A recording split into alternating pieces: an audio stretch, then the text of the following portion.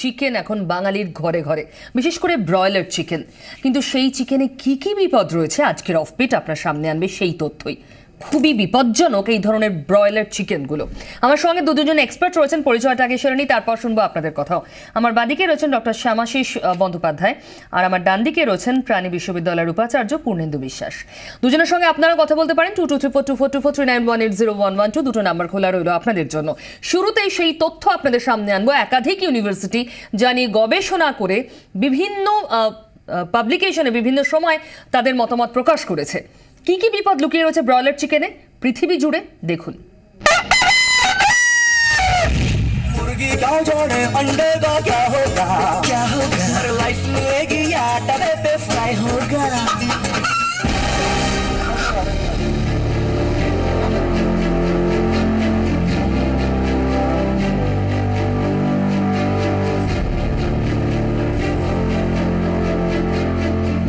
সেই সময় যখন মাছের শরীরে বিষ দেখে আপনারা আতঙ্কিত, ভেড়ির মাছের খাবার দেখে আপনারা শিহরিত, ডাক্তাররা যখন বলছেন কার্বোহাইড্রেটের পরিমাণ কমিয়ে বেশি করে প্রোটিন খান, তখন তো মাংসই ভরসা।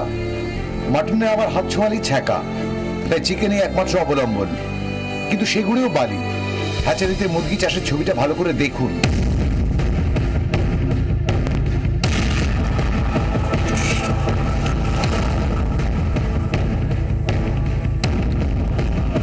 মুরগির বাচ্চা মাত্র 5 সপ্তাহেই অ্যাডাল্ট। মাত্র 1 কেজি 800 গ্রাম ম্যাশ খাওয়ালেই 1 কেজির নিট মাংস। 2 কেজি ওজনের মুরগি জবাইয়ের আগে ম্যাশ খাচ্ছে মাত্র 3 কেজি 600 গ্রাম। রহস্যটা কি দেখুন, নিজের চোখে দেখুন।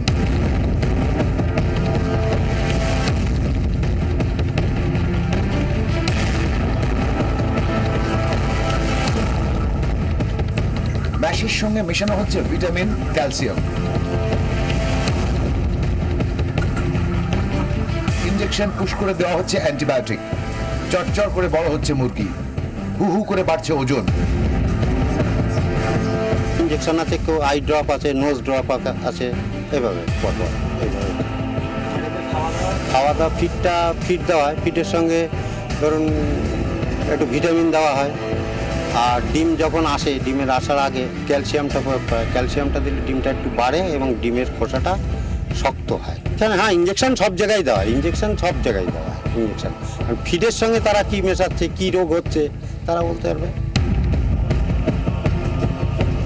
এই ব্রয়লারের মুরগি বিক্রি হচ্ছে বাজারে, তারপর তা রান্না করে চেটে পুটে খাচ্ছি আমরা। কিন্তু জানেন কি পিছনে লুকিয়ে রয়েছে কি ভয়ঙ্কর বিপদ? রাজ্যের প্রাণী বিশ্ববিদ্যালয় সাম্প্রতিক একটি সমীক্ষা বলছে, পোলট্রির মুরগি খেলে একাধিক অ্যান্টিবায়োটিক আর কাজ করবে না আপনার শরীরে। রোগ প্রতিরোধ ক্ষমতায় ধীরে ধীরে নষ্ট হয়ে যাবে। ছোটখাটো পেটের রোগ, গ্যাস, অম্বল, সর্দি, কাশি, ইনফেকশনের ক্ষেত্রেও অ্যান্টিবায়োটিক আর কাজ করবে না। ফলে রোগ সারাতে উচ্চমাত্রার অ্যান্টিবায়োটিকের সাহায্য নিতে হবে ডাক্তারদের। যে অ্যান্টিবায়োটিকের একাধিক কুপ্রভাব পড়বে আমাদের শরীরে। আর এখানেই বিকল্প হিসেবে উঠে আসছে অর্গানিক চিকেন। রাজ্যের প্রত্যন্ত এলাকায় অর্গানিক চিকেন চাষের প্রকল্প নিয়েছে রাজ্যের প্রাণী বিশ্ববিদ্যালয়।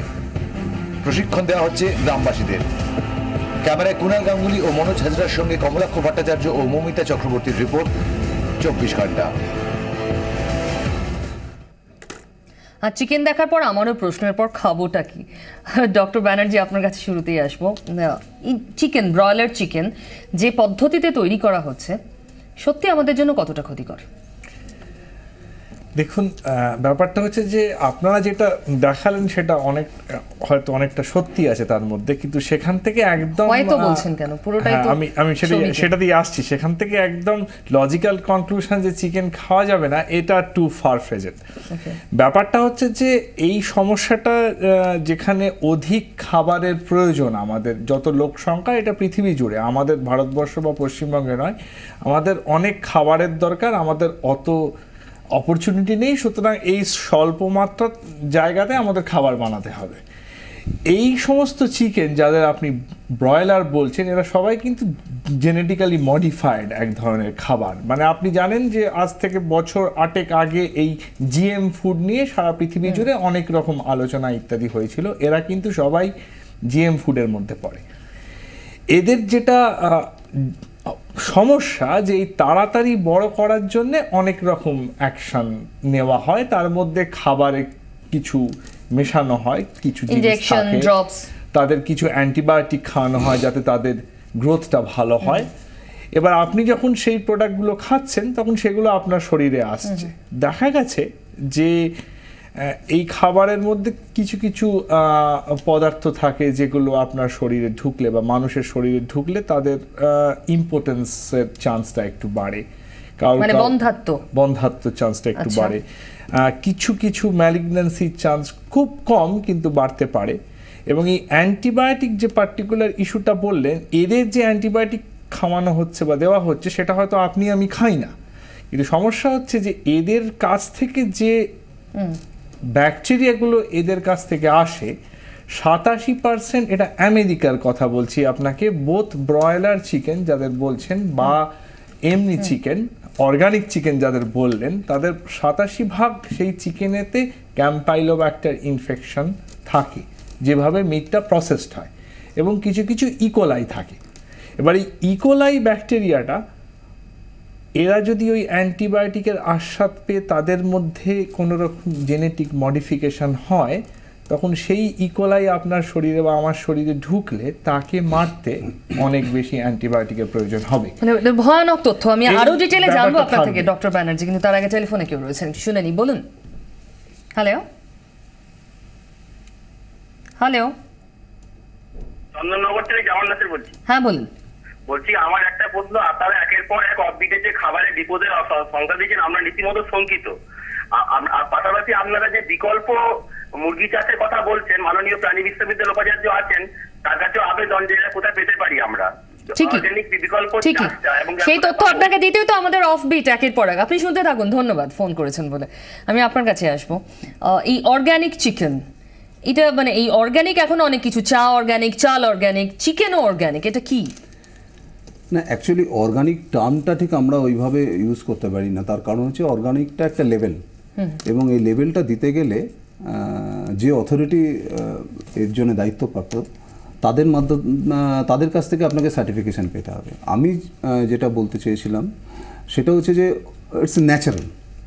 আমরা একটা সময় যেগুলো আমরা ইনপুটস, এই যে আপনারা যে কথাগুলো বলছিলেন যে মুরগি চাষ করতে গেলে তাকে যে খাওয়ানো হচ্ছে তাতে অ্যান্টিবায়োটিক থাকছে বা ইঞ্জেকশনস দেওয়া হচ্ছে, এই যে ইনপুটসগুলো, এই ইনপুটসগুলো যদি ন্যাচারাল কন্ডিশনে হয়, যদি গ্রেজিং কন্ডিশনে যা ঘাস পাতা খাচ্ছে, সয়েলের যে ইকোসিস্টেমের যে সমস্ত ফ্লোরাফোনা আছে সেগুলো তারা খেয়ে বড় হচ্ছে, যেটা আগে হতো, সেই ন্যাচারাল সিস্টেমে যে মুরগিগুলো বড় হচ্ছে তাতে কিন্তু আমরা শরীরের জন্যে ক্ষতিকারক যে জিনিসগুলো আমরা বলছি এখন অ্যান্টিবায়োটিক বা এগুলো থাকছে না। তো স্বাভাবিকভাবে সেগুলো গুড ফর হেলথ। অ্যান্টিবায়োটিক যেটা দেওয়া হয় সেটা অ্যাজ এ গ্রোথ প্রমোটার, আগে খুব বেশি দেওয়া হতো, এখন কিন্তু সেটা অলমোস্ট 50% রিডিউসড হয়ে গেছে। এখন সেখানে আমরা প্রোবায়োটিক এবং প্রিবায়োটিক পোলট্রিতে ইউজ হচ্ছে ফিডে। ডক্টর ব্যানার্জি যেরকম বলছিলেন যে অ্যান্টিবায়োটিক ওদের শরীরের জন্য যা প্রয়োজন, মুরগিকে বড় করার জন্য গ্রোথ প্রমোটার হিসেবে যেটা প্রয়োজন, আমাদের শরীরে, মানুষের শরীরে তো তার প্রয়োজনীয়তা নাও থাকতে পারে। না, দরকারই নেই। হ্যাঁ, দরকারই নেই।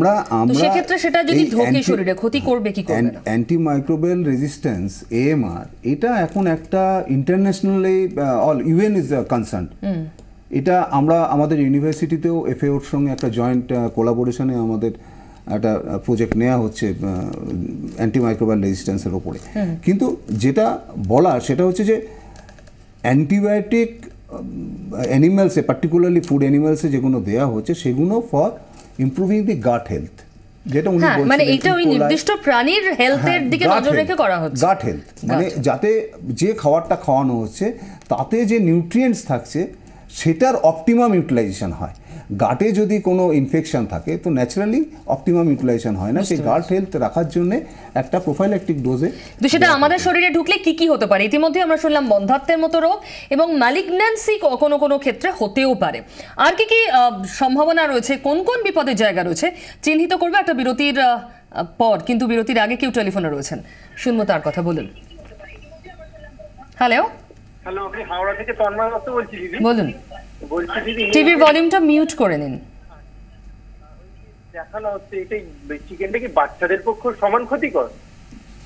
আর একটা প্রশ্ন হচ্ছে, যদি তাই হয় তাহলে আমরা চিকেনের বদলে কি ছোট মাছ বা এরকম কিছু বাচ্চাকে খাওয়াতে পারি? মানে আমরা তো এটাই বেশি চিন্তিত, তাহলে আমরা বাচ্চাটাকে কি খাওয়াবো?